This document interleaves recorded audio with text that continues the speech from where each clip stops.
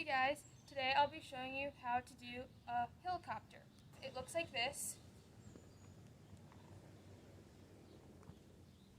It might seem hard, but I know you got it in you. To start out, you'll want to take the flag and put it behind you like this.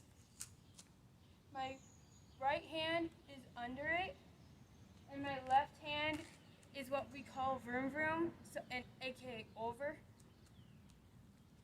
So how you want to begin this is you're going to take it with your right hand, go in front of you and lift it above your head like this. Then you'll take your left hand once it comes like this and grab money.